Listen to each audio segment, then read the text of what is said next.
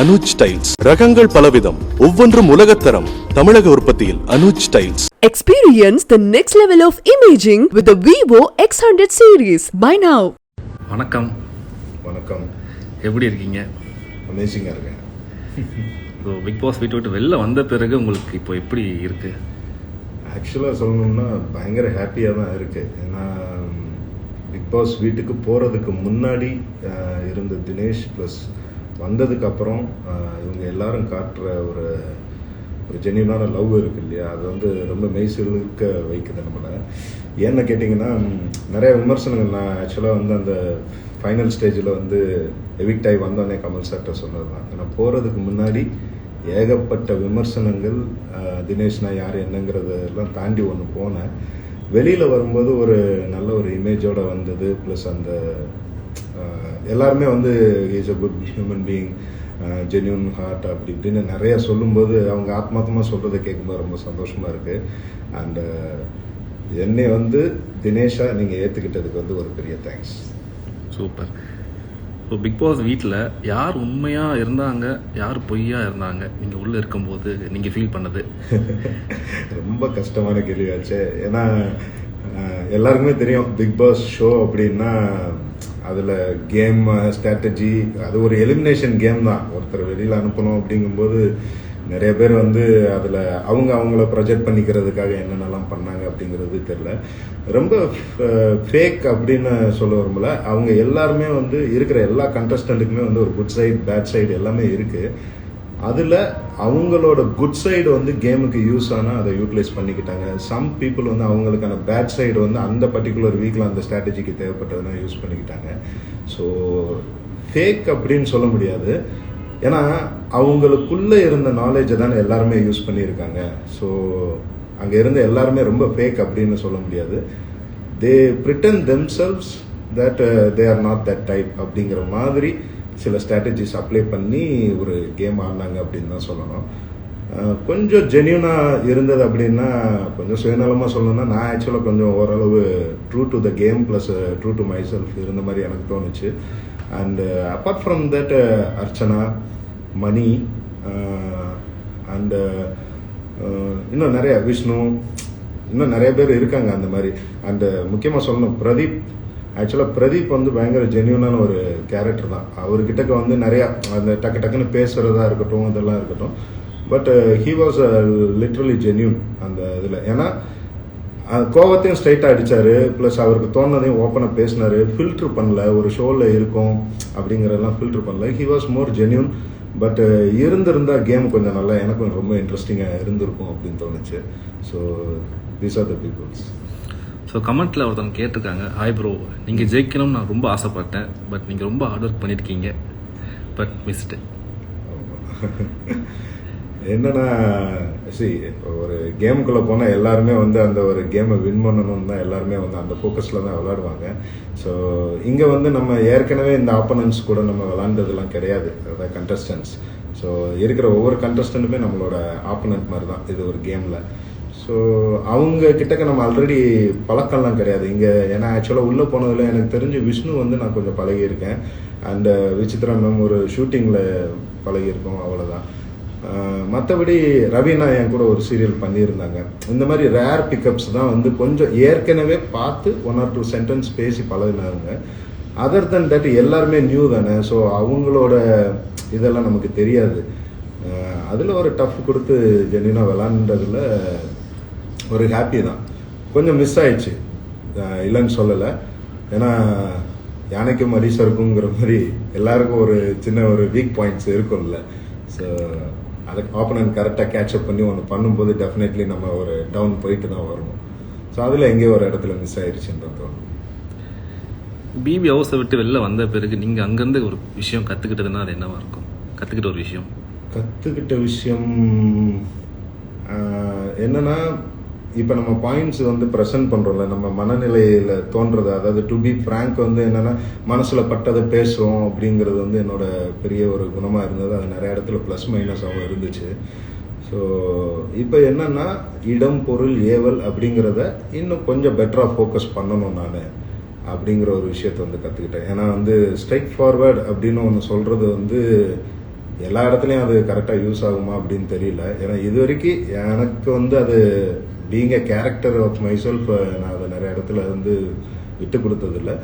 Maybe இதுக்கப்புறம் professional கெரியராக இருக்கட்டும், ஏன்னா பிபி வந்து ஒரு பெரிய சேஞ்ச் கொடுத்துருக்கு. ஒரு செகண்ட் இன்னிங்ஸ்னு வச்சுக்கலாமே, ஒரு இந்த கெரியர் லைஃபாக இருக்கட்டும், ஒரு எனிதிங். ஸோ இனி போகிற இடத்துல வந்து பீங் வெரி ஸ்ட்ரைட் ஃபார்வர்ட் அப்படிங்கிறத கொஞ்சம் தளர்த்திட்டு ஜென்யூனாக இருக்கணும், ஹானஸ்டாக இருக்கணும். அன்னெசரியான ஒரு விஷயங்களில் போய் நம்ம இன்வால்வ் ஆகிறத கொஞ்சம் அவாய்ட் பண்ணிக்கணும். இந்த ஒரு விஷயம் வந்து பிபி ஹவுஸ்லேருந்து வெளில வந்ததுக்கப்புறம் ஃபாலோ பண்ணணும் அப்படின்னு சொல்லி கற்றுக்கிட்டேன். சிறப்பு. உங்களுக்கு பிடிச்ச கண்டஸ்டன்ட்? எனக்கு பிடிச்ச கண்டஸ்டன்ட் ஆக்சுவலாக உண்மையாக சொல்லணும்னா பிரதீப். ஏன்னா நான் வந்து ஃபஸ்ட்டு வைல்ட் கார்டை உள்ளே போகிறதுக்கு முன்னாடி ஒரு 28 days அவரோட கேமும் பார்த்தேன், எல்லார் கேமுமே பார்த்தேன். அண்டு நான் உள்ளே போகிறப்பே வந்து நான் ஆக்சுவலாக வந்து பிரதீப் வந்து ஒரு இன்டெலெக்சுவலாக ஒரு கேம் விளையாடும்போது நம்ம போய் ஒரு விஷயம் பண்ணும்போது அந்த காம்பினேஷனில் வந்து ஒரு கேம் வந்து ரொம்ப எக்ஸ்பெக்ட் பண்ணேன். ஆக்சுவலாக ஃபர்ஸ்ட் வீக் நான் உள்ளே போன உடனே வந்து ஆக்சுவலாக டு பி ஃப்ராங்க் நான் உள்ளே போனோடனே நான் அப்ளை பண்ண ஸ்ட்ராட்டஜி என்னன்னு கேட்டிங்கன்னா, பிரதீப் ஒரு நல்ல ஃபாலோவர்ஸ் இருக்குது, பட் உள்ளவங்களுக்கு அது வந்து தெரியாது. ஏன்னா ஒரு ஹீஸ் ஆன் மேன் அவுட்டாக வந்து ஒரு பயங்கரமான ஒரு கேம் ஒன்று பண்ணிட்டு இருந்தார். ஸோ பெரிய ரெஸ்பான்ஸ் இருந்தது. உள்ளவங்க எல்லாருமே வாரம் அவரை நாமினேட் பண்ணிகிட்டே இருந்தாங்க. And they were underestimating his potential அப்படிங்கிற மாதிரி தோணுச்சு. ஸோ அதை வந்து அதர் கண்டஸ்டன்ட்டுக்கு கம்யூனிகேட் பண்ணணும். அண்ட் அதே மாதிரி பிரதீப்புக்கு ஈக்குவலாக அங்கே இருக்கிற சில பேர், விசித்ரா மேமாக இருக்கட்டும், மாயா, இவங்க எல்லாருமே வந்து பார்த்திங்கன்னா ஒரு மைண்ட் கேம்ஸில் வந்து பயங்கர எக்ஸலண்ட்டாக விளாண்டுட்டு இருந்தாங்க. ஸோ அந்த டயத்தில் வந்து அது either in a good way or bad way, but they played their game very எக்ஸலண்ட்டாக ஒரு ஸ்ட்ராட்டஜியோட விளாண்டுட்டு இருந்தாங்க. ஸோ இது அவங்க பிரதீப்புக்கும் ஒரு கம்யூனிகேஷன், அதாவது எப்படின்னா ஸ்ட்ரைட்டாகவே கம்யூனிகேட் பண்ணாமல் ரெண்டு பேரையுமே நாமினேட் பண்ணலை, மாயாவையும் நாமினேட் பண்ணலை, பிரதீப்பையும் நாமினேட் பண்ணல. And they were shock to know the nomination result. Small ஹவுஸ்லேருந்து நாங்கள் நாமினேட் பண்ணும்போது அப்படி பிரதீப் அங்கேருந்து ஸ்மால் ஹவுஸை திரும்பி பார்த்துட்டு ஒரு தம்ஸ் அப் பண்ணார். மாயா வந்துட்டு வேற லெவல் கேம் அப்படின்னு மாதிரி ஒன்று சொன்னாங்க. ஸோ ஐ திங்க் ரெண்டு பேரும் ரொம்ப பொட்டன்ஷியலாக கேட்சப் பண்ணியிருந்தாங்கன்னா நல்லா இருந்திருக்கும். பட் அன்ஃபார்ச்சுனேட்லி வேறு சில காரணங்களால் சில விஷயங்கள் நடந்தது. இருந்திருந்தால் ஐ ஃபெல்ட் வெரி ஹாப்பி. ஏன்னா வந்து நல்ல பிளேயர்ஸோட ஆடணும், ஒரு அவங்க ஒன்று வைக்க நம்ம அதை அந்த நாட்டை அவுக்க, அப்புறம் நம்ம ஏதாவது ஒன்று ஒரு ஸ்ட்ராட்டஜிக்கலாக ஒன்று பண்ணால் அதை அவங்க கிளவராக அவுக்க, இப்படி போகும்போது பயங்கர சுவாரஸ்யமாக இருந்திருக்கும். பட் இட்ஸ் ஓகே, அது நடக்கல. But he is a good player. Super. Bigg Boss வீட்டை விட்டு நீங்கள் வெளில வந்த பிறகு நீங்கள் மிஸ் பண்ணுற ஒரு விஷயம் பிக் பாஸ் வீட்டில்? லக்ஸுரி தான், வேற ஒன்றும் இல்லை. ஏன்னா நம்ம பிக் பாஸ் ஹவுஸ் வந்து பார்த்தீங்கன்னா நமக்கு அங்கே எல்லாமே வந்து கேம், மற்ற இது, அப்புறம் வந்து ப்ரொவிஷன், டாஸ்க், இதெல்லாம் வந்து கொஞ்சம் சில இதெல்லாம் கட் ஆகும் அப்படின்னு சொல்லுவாங்க. பட் உண்மைக்கே சொல்ல போனால் மற்றவங்களுக்கு எப்படின்னு தெரியல, எனக்கு நான் இருந்த வீடு, அப்புறம் நம்ம இருந்த விஷயங்கள் இதெல்லாம் பார்க்கும்போது வந்து பயங்கர லக்ஸுரியாக இருக்கும் அந்த வீடு. ஏன்னா 24/7 ஏசி இருக்கும். அண்டு ப்ரொவிஷன் டாஸ்க் நம்ம விளையாடி ஜெயிக்கிறது ஒன்று, பட் அந்த ரூல் பிரேக் ஆனால் கேஸ் ஆஃப் ஆகிறது இதெல்லாம் இருக்கட்டும். மெயினாக கரண்ட்டு போகாது, அது ஒரு பெரிய விஷயம். ஸோ இந்த மாதிரி நிறைய லக்ஸுரிலாம் இருக்குது இல்லையா. ஸோ அந்த லக்ஸுரி தான் ஆக்சுவலாக பிக் பாஸ் ஹவுஸ்லேருந்து நான் வெளியில் வரும்போது மிஸ் பண்ண ஒரு விஷயம். மற்றபடி டு பி ஃப்ராங்க் சொல்லணும்னா இந்த ஃப்ரெண்ட்ஷிப்பு மிஸ் பண்ணேன், அவங்களோட இது மிஸ் பண்ணேன், அதெல்லாம் வந்து போங்க, அதெல்லாம் ஒன்றும் கிடையாது. ஏன்னா எல்லாருமே வந்து இப்போ போனதுக்கப்புறம் எத்தனை பேர் கால் பண்ணுவாங்கன்னு தெரியாது. பட் சும்மா ஒரு ஃபன்னாக இருந்தது. நான் ஏற்கனவே ஒரு கமல் சார் எபிசோடில் கூட சொல்லியிருந்தேன், சார் ஒரு மாதிரி வந்து ஒரு 2.5 years லோன்லியாக இருந்தேன். இப்போ வந்து ஒரு 14 பேர் ஒரு எல்லாரும் ஒன்றா இருக்கிறது வந்து எனக்கு ஒரு ஹாப்பியான ஒரு மொமெண்ட்டாக தான் இருக்குது. அவங்களுக்குள்ள நம்ம game what ever it is, but அவங்களுக்குள்ள சேர்ந்து விளையாடுறது வந்து எனக்கு ஹாப்பியாக தான் இருக்குது. ஒரு நிறைய க்ரௌடோட மிங்கிளாகி இருக்கேன் அப்படிங்கும்போது அது எனக்கு ரொம்ப ஹாப்பியாக இருக்குன்னு சொல்லுங்கள். ஸோ இந்த 2 விஷயம் தான். சூப்பர். உங்களோட ஃபேவரட் மூமெண்ட் பிக் பாஸ் வீட்டில்? ஃபேவரட் மூமெண்ட்னா ஆக்சுவலாக 2 மொமெண்ட் இருக்குது எனக்கு. ஒன்று வந்து கேப்டன்சி டாஸ்க் வின் பண்ணப்போ ஒரு மொமெண்டமாக இருந்தது. ஆக்சுவலாக ஃபஸ்ட்டு வீக் கேப்டன்சியில் வந்து செலக்ட் ஆகி வந்துட்டு செகண்ட் வீக் கேப்டன்சிக்கு வந்து எல்லாருமே என்னை சொன்னாங்க பயங்கர பொறுப்பாக பார்த்துக்கிறாரு, ஹீ இஸ் அ குட் கை அப்படி இப்படின்னு சொல்லிட்டு செகண்ட் வீக்குக்கும் வந்து கேப்டன்சி இதுக்கு வந்து என்னை வந்து ரெஃபர் பண்ணிட்டு பட் அந்த கேப்டன்சிக்கு என்னை ரெஃபர் பண்ணக்கு ஒரு நாளைக்கு முன்னாடி ஒரு இன்சிடென்ட் நடந்தது. But they did mind about it. இமீடியட்டாக என்னை ரெஃபர் பண்ணாங்க. பண்ணதுக்கப்புறம் அந்த டைஸ் டாஸ்க் வந்து விளாண்டப்ப அது ஒன்று ஜெயிச்சு திரும்ப செகண்ட் டைம் கேப்டன்சி வந்தப்போ ஒரு மொமெண்டமாக இருந்தது. ஆனால் அந்த மொமெண்டம் வந்து ஒரு 2 நாளைக்கு மேலே ஃபீல் பண்ண விடலை. அதுக்கப்புறம் ஸ்ட்ரைட்டாக வந்து நாமினேஷனில் குத்தி அடுத்த ஒன்று பண்ணாங்க. பட் அந்த மொமெண்டம் வந்து ரொம்ப ஹாப்பியாக இருந்தது. செகண்ட் வந்து என்னென்னு கேட்டிங்கன்னா, இந்த த்ராஷ் பின்ல வந்து நாமினேட் பண்ணுவாங்க ஓப்பன் நாமினேஷனில். அப்போ வந்து பார்த்தீங்கன்னா ரொம்ப ஷாக்கிங்காக நிறைய பேர் நாமினேட் பண்ணாங்க. ஈவன் அர்ச்சனா கூட நேராக வந்து ப்ரோ அப்படின்னு சொல்லிட்டு திணியில் வாங்கிட்டு போனாங்க. என்னம்மா இப்போ என்ன நம்ம டீம் இல்லைன்னா அவங்க நம்பணுமா அப்படின்னு சொல்லிட்டுலாம் ஒரு இது இருந்தது. அண்டு அந்த டைமில் பார்த்தீங்கன்னா ஒரு 7 பேர் ஐ திங்க் ஒரு 7 பேருக்கு மேலே வந்து நாமினேட் பண்ணாங்க என்னைய. நான் யோசித்தேன், அவங்க சொன்ன காரணங்கள், நாமினேஷனுக்கு சொன்ன காரணங்கள்லாம் வந்து என்னை நாமினேட் பண்ணணுங்கிறதுக்காக பண்ண மாதிரி இருந்தது. ஃபார் எக்ஸாம்பிள் மாயா வந்து இவர் கேமே ஆடலை, இவர் ஒன்றுமே பண்ணல அப்படின்னாங்க. விசித்ரா மேம் வந்துட்டு ஒரு படி மேலே போய் விஷ்ணுவோட கேப்டன்சி நல்லா இல்லை, அதனால் இவங்களை நாமினேட் பண்ணுறேன்னாங்க. அது மாதிரி ஒவ்வொருத்தங்க ஒரு காரணம் சொன்ன. விஜய் ஒன்று சொன்னார். இது மாதிரி இதெல்லாம் கேட்டுட்டு லாஸ்ட்டாக அப்போ யோசித்தேன், சரி ஓகே இவங்க எல்லாரும் நம்மளை இப்படி நினைக்கிறாங்கும்போது நம்ம பொட்டன்ஷியலாக ஒன்று பண்ணுங்கும்போது அப்போ தான் அந்த டான்ஸ் மாரத்தான் படையப்பா இந்த இதெல்லாம் வந்தது. ஸோ அதை ஃபுல் ஃப்ளட்ஜாக இறங்கி ஒரு மாதிரி டெடிக்கேட்டடாக பண்ணோன்னே அந்த எந்த வீக் நாமினேட் பண்ணாங்களோ அந்த வீக் எண்ட்லேயே எல்லாருமே பெஸ்ட் பெர்ஃபார்மர், நல்லா பண்ணார், இஸ் சூப்பர் அப்படின்னு சொல்லிட்டு நம்மளை அந்த ஒரு டிக்கெட் ஃபினாலிக்கு ஒரு பாயிண்ட் கொடுத்தாங்க. அது வந்து இந்த ரெண்டுமே வந்து பெஸ்ட் மூமெண்ட்டாக எனக்கு ஃபீல் ஆச்சு. சூப்பர். எபிசோட்ஸ்லாம் பார்த்தீங்களா? சத்தியமாக சொல்கிறேன், நான் எபிசோடு பார்க்கவே இல்லை. ஏன்னா உள்ள நம்ம என்ன பார்த்தோம் ஹவுஸில் அதுதான். அண்ட் வெளியில் வந்ததுக்கப்புறம் இந்த இன்ஸ்டாவில் சில இதெல்லாம் ஷேர் பண்ணுவாங்க சோஷியல் மீடியாவில். அப்புறம் சில இதெல்லாம் நமக்கு அண்ணா இதை பாருங்கள் அதை பாருங்கம்பாங்க. அப்புறம் பாருங்கள் உங்களை பற்றி இப்படி திட்டிருக்காங்க, இந்த கமெண்ட்டை பாருங்கள் அந்த கமெண்ட்டை பாருங்கள் அப்படின்னு சொன்னாங்க. ஸோ அதெல்லாம் பார்த்துட்டு just like that okay it all happens இல்லை. அதாவது good side bad side reviews எல்லா இடத்துலையும் தான் இருக்கும். அண்ட் நம்ம விளாண்டது நமக்கு தெரியும். அண்ட் அதான் த கேம் இஸ் ஓவர் அப்படிங்கும்போது வந்து நம்ம அதை பார்த்துட்டு ஓகே ஃபைன் இதுவா ரைட் அப்படின்னு அதுதான் பார்த்தேன். எபிசோட்ஸை நான் இன்னும் பார்க்கல. சூப்பர். ஸோ நீங்கள் பிக் பாஸ்க்கு வந்த நோக்கம் நிறைவேறிச்சா அப்படின்னு கேட்டிருக்காங்க. நிறைவேறல. என்னன்னா ஆக்சுவலாக எல்லாருக்குமே தெரியும், நான் ஷோக்கு போகிறதுக்கு முன்னாடியுமே வந்து எனக்கு ஒரு இன்டர்வியூ எடுத்திருந்தாங்க. அவங்ககிட்டையும் சொல்லியிருந்தேன் போனால் இதுக்காக போகலாம் அப்படின்னு சொல்லிட்டு. ஸோ அதுக்கு ஃபுல் ஃப்ளட்ஜாக ட்ரை பண்ணோம். இந்த சீசன் ஒரு மொமெண்டமாக இருக்கும் அப்படின்னு சொல்லிட்டு உள்ளே வந்தோம், ட்ரை பண்ணோம். வெளியில் வந்ததுக்கப்புறம் அதில் ஏதோ ஒரு சின்ன ஒரு பாசிட்டிவாக ஏதோ ஒரு டெவலப்மெண்ட் இருக்கும் பார்த்தேன். பட் இன்ஸ்டெட் ஆஃப் டெவலப்மெண்ட் வந்து அங்கே என்ன சொல்கிறது, பஸ் அங்கேயே தான் நிற்கிது. அங்கேருந்து மூவ் ஆகல, பிரேக் டவுன் ஆன மாதிரி அப்படியே தான் நின்னது. மேபி இன்ஃபேக்ட் கொஞ்சம் ரிவர்ஸில் கூட போகிற மாதிரி தோணுச்சு. ஸோ வந்த நோக்கம் நிறைவேறலை. பட் எப்போவுமே வந்து சொல்லுவாங்கள்ல, ஒன்று போனால் ஒன்று நல்லது நடக்கும் அப்படின்னு சொல்லிட்டு, அது மாதிரி வந்து இதில் நான் போன நோக்கத்துக்கான ஒரு டிசப்பாயின்மெண்ட் எனக்கு ஹெவியாக இருந்தாலும் அதை தாண்டி வந்து ஒரு வேறு லெவல் ஆஃப் அன்பு வந்து எல்லாருக்கிட்ட இருந்து நான் பார்க்குறேன். அதாவது நான் சும்மா நார்மலாக ஒரு கடைக்கு போனாலுமே இல்லை வெளியில் எங்கேயாவது வீட்டு வாசலில் வந்து அந்த கார் ஏறதுக்கு முன்னாடி நின்னா கூட அங்கே வந்து வண்டியை திருப்பிட்டு வந்து அண்ணா சூப்பர்ண்ணே ஜெம்முண்ணே நீங்கள் பயங்கரமாக விளாண்டிங்க அப்படின்னு சொல்லி 2-3 பேர் வந்து அப்ரிஷியேட் பண்ணாங்க. இதெல்லாம் பார்க்கும்போது ஓகே நம்ம எங்கேயோ ஒரு இடத்துல உண்மையான சில அன்பு வந்து நம்ம சம்பாதிச்சிருக்கோம் அப்படிங்கும்போது அது ஓகே. இந்த நோக்கம் நிறைவேறிச்சேன்னு தெரியல. பட்டு நான் எதிர்பாராத சில நோக்கங்கள் வந்து நிறைவேறுனது, அதில் ரொம்ப ஹாப்பியாக இருக்கேன். சூப்பர். ஸோ நீங்கள் உள்ள என்ட்ரி ஆன உடனே பயங்கர ஃபயராக விளையாடிட்டு இருந்தீங்க. நடுவில் எந்த இடத்துல டவுன் ஆனீங்க? கேமில் டவுன் ஆனதா? கேமில் டவுன் ஆனது வந்து ஆக்சுவலாக வந்து என்னென்னா நான் என்னோட கேம் ஸ்ட்ராட்டஜியுமே வந்து இந்த ஒரு ஸ்ட்ராட்டஜி டாஸ்க்குன்னு சொல்லிட்டு ஒரு லாஸ்ட் 2 வீக்ஸில் சொல்லியிருந்தாங்க. அப்போ சொல்லியிருந்தேன் என்னோட ஸ்ட்ராட்டஜி இதுதான். அதாவது டே 1 நம்ம எப்படி போகிறோமோ அதே மாதிரி வந்து ஸ்டாண்டு வந்து கரெக்டாக மெயின்டைன் பண்ணணும். ப்ளஸ் வந்து எங்கேயுமே நமக்கு மனசாட்சிப்படி கரெக்டாக ஒரு விஷயம் இருந்ததுன்னா அதை ஃபாலோ பண்ணணும்னு சொல்லிட்டு கேப்டன்சி டாஸ்க்கு இதெல்லாம் ஃபஸ்ட்டு 4 வீக்ஸ் நல்லா பொட்டென்ஷியலாக பண்ணேன்னு நினைக்கிறேன். அந்த செகண்ட் வீக் கேப்டன்சியில் வந்து நான் சில பேருக்கு டார்கெட் ஆகிட்டேன். ஏன்னா அவங்க வந்து ஏதோ ஒரு கேம் ஒன்று ட்ரை பண்ணாங்க. அதில் வந்து நான் அதுக்கு அகென்ஸ்டாக இருந்ததுனாலையோ இல்லை அவங்களோட ஒரு பாத்வேக்கு நடுவில் நான் நின்றுட்டேன்னு நினச்சிட்டு டோட்டலாக அப்படியே டீம் அப் ஆனாங்க.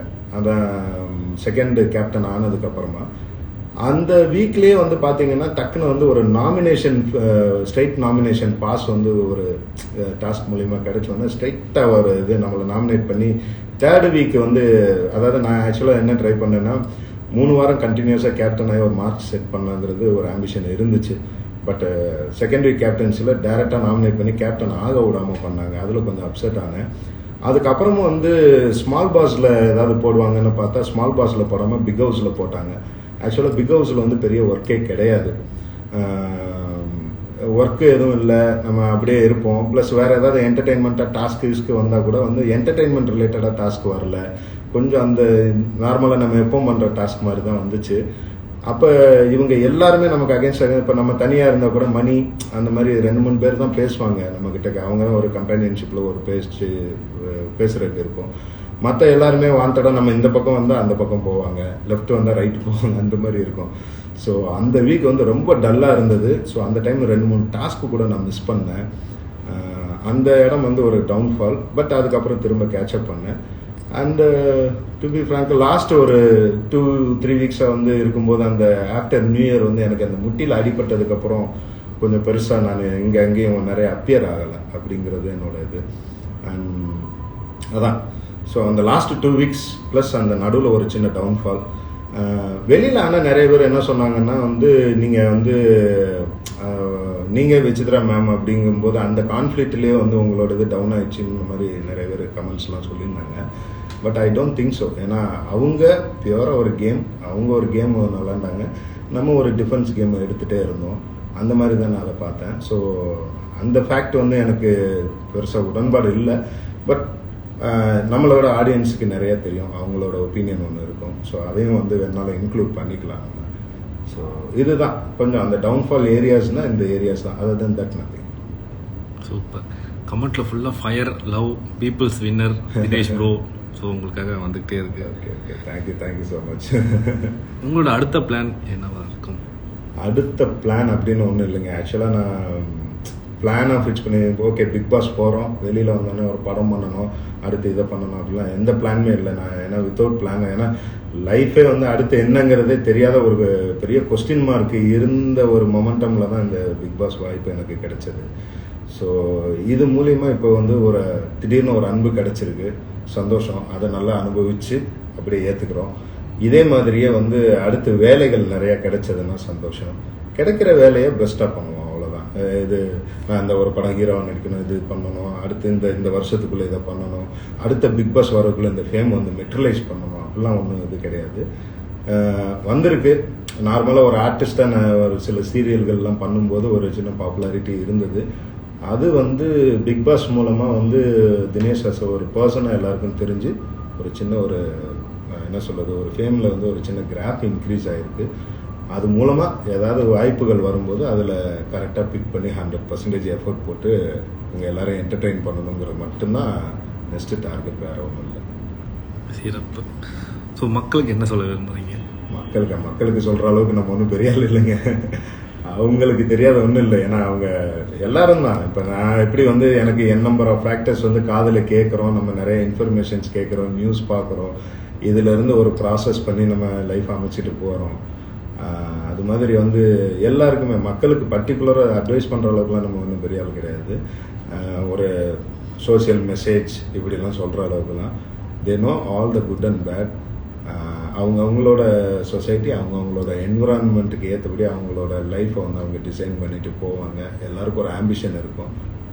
வேணும்னா ஒன்று சொல்லலாம், நான் அனுபவித்ததை உங்ககிட்ட ஒன்று ஷேர் பண்ணுறேன்.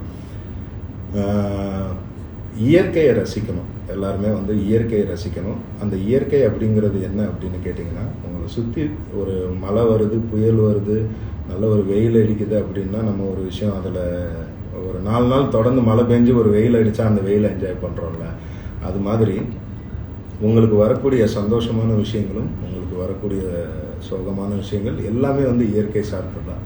ஏன்னா நீங்கள் இந்த தாயின் கருவில் தான் பிறக்கணும்னு சொல்லிட்டு நம்ம தீர்மானிக்கலை, இயற்கை தான் தீர்மானிக்குது. ஸோ அங்கே தீர்மானித்து நீங்கள் அந்த என்விரான்மெண்ட்டில் வளர்றீங்க.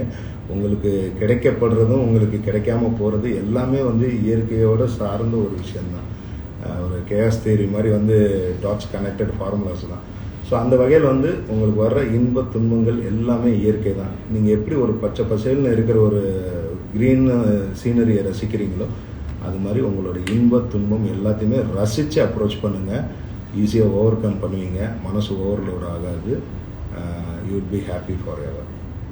அனுஜ் டைல்ஸ் ரகங்கள் பலவிதம், ஒவ்வொன்றும் உலகத்தரம். தமிழக உற்பத்தியில் Anuj tiles. Experience the next level of imaging with the Vivo X100 series. Buy now.